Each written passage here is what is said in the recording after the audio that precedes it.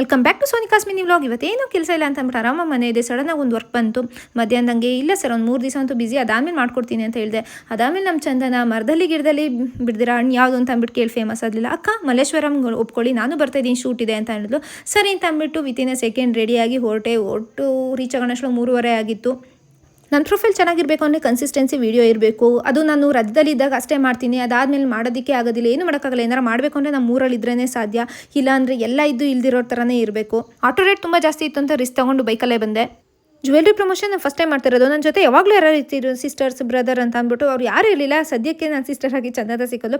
ಇವಳಿಗೆ ಹೇಗೆಲ್ಲ ಕ್ಲಿಪ್ಪಿಂಗ್ಸ್ ತೊಗೋಬೇಕು ಅಂತ ಅಂದ್ಬಿಟ್ಟು ಐಡಿಯಾಸ್ ಇತ್ತು. ಹಾಗಾಗಿ ನನಗೂ ರಿಸ್ಕ್ ಆಗಲಿಲ್ಲ, ಈಸಿ ಆಯಿತು. ಜ್ಯುವೆಲ್ರಿ ಕಲೆಕ್ಷನ್ ಸಖತ್ತಾಗಿತ್ತು, ಹಾಗೆ ಕಾಸ್ಟ್ಲಿನೂ ಇತ್ತು. ಇದು ಸಿಲ್ವರ್ ಜ್ಯುವೆಲ್ರಿ ಮೇಲೆ ಗೋಲ್ಡ್ ಕೋಟೆಡ್ ಆಗಿರುತ್ತೆ. ಇದನ್ನು ಯಾರಪ್ಪ ಬೈ ಮಾಡ್ತಾರೆ ಅಂದರೆ ನನ್ನ ಕಣ್ಮುಂದೆ ಅಷ್ಟು ಜನ ಕಸ್ಟಮರ್ಸ್ ಬಂದು ಬೈ ಮಾಡಿದ್ರು. ಓ ಹೌದಾ, ಹಾಗಾದ್ರೆ ರೀಲ್ಗೂ ಏನು ವ್ಯತ್ಯಾಸನೇ ಗೊತ್ತಾಗಲ್ಲ ಅಂತ ಅಂದ್ಕೊಂಡೆ. ಅದಾದಮೇಲೆ ನಾನು ಮೈ ಮೇಲೆ ಹಾಕೊಳ್ಳುವಾಗ ಜ್ಯುವೆಲ್ರಿ ಇಲ್ಲ ನಂಗೆ ನಿಜವಾಗ್ಲೂ ಚೆನ್ನಾಗಿ ಅನ್ನಿಸ್ತಿತ್ತು. ಓಕೆ, ಈ ಥರ ಬೈ ಮಾಡ್ಬೋದು ಅಂತ.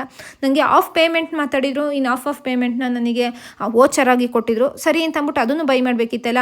ಸರಿ ಅಂತ ರಿಸ್ಕ್ ತೊಗೊಂಡು ಎಲ್ಲ ನೋಡಿ ನಾನು ಬೈ ಮಾಡಿದ್ದಕ್ಕೆ 20,000ಗೆ ನನಗೆ ಸಿಕ್ಕಿದ್ದು ನೋಡಿ 2 ನೆಕ್ಲೆಸು ಮತ್ತು ಚಿಕ್ಕ ಚಿಕ್ಕ ಹೋಲಿಗಳು. ಹೇಗೆ ರನ್ ಆಗ್ತಿದೆ ಅನ್ನೋದ್ರ ಮೇಲೆ ಇನ್ವೆಸ್ಟರ್ಸ್ ಬರ್ತಾರೋ ಹಾಗೆ ಇನ್ಸ್ಟಾಗ್ರಾಮ್ ಪ್ರೊಫೈಲ್ ಅನ್ನೋದು ಒಂದು ವ್ಯಾಲ್ಯೂಬಲ್ ಆಗಿ ಬಿಲ್ಡ್ ಮಾಡಬೇಕು. ವ್ಯೂಸ್ ಚೆನ್ನಾಗಿರಬೇಕು, ರೀಚ್, ಕಂಟೆಂಟು ಎಲ್ಲ ಚೆನ್ನಾಗಿದ್ರೆ ನಮ್ಮ ಜೊತೆ ಕೊಲಾಬ್ರೇಷನ್ ಆಗೋದಕ್ಕೆ ಆಟೋಮೆಟಿಕ್ ಬರ್ತಾರೆ. ಇವಾಗ ಸೋಷಿಯಲ್ ಮೀಡಿಯಾ ಅನ್ನೋದು ತುಂಬ ವ್ಯಾಲ್ಯೂಬಲ್ ಪ್ಲಾಟ್ಫಾರ್ಮು. ಅದನ್ನು ನೀವು ಹೇಗೆ ಬಿಲ್ಡ್ ಮಾಡ್ತೀರೋ ಅದ್ರ ಮೇಲೆ ಡಿಪೆಂಡ್ ಆಗಿರುತ್ತೆ.